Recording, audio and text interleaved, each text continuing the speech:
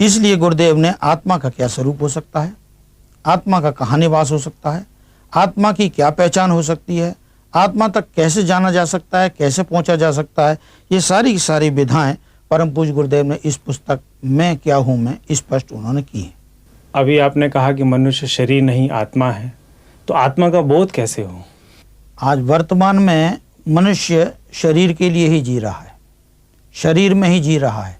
उसका सारा का सारा चिंतन अपने शरीर को सुंदर बनाने में, स्वस्थ बनाने में, आकर्षक बनाने में लगता चला जा रहा है। जब मनुष्य का चिंतन शरीर भाव में है तब आत्मा के बारे में बात करना जरा कठिन दिखाई देता है।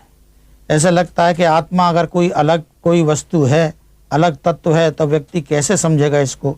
आइए हम यूँ सोचते हैं कि यदि व्यक्ति मनुष्य शरीर में रहता है और शरीर ही सब कुछ है, तो जब उसके प्राण निकल जाते हैं, जब उसमें से आत्मा निकल के चली जाती है, शरीर ज्यों का तो धरती पे पड़ा रह जाता है और उसमें कोई चेतना नहीं रहती, तब हम कहते हैं व्यक्ति मर गया।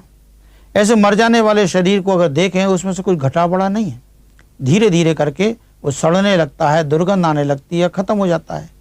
शरीर अगर व्यक्ति था, सब कुछ उसका शरीर ही था, अब कहाँ गया? इससे पता लगता है कि जो व्यक्ति बोल रहा था, जो व्यक्ति अभी हमसे बात कर रहा था, जो व्यक्ति अभी तक अपना अस्तित्व बनाए हुए था, वो ये शरीर नहीं था, कुछ और था। हम जो कुछ भी करते हैं इस शरीर को ही सब कुछ मान करके करने लग जाते हैं। आइए हम इसको एक उदाहरण से समझते हैं।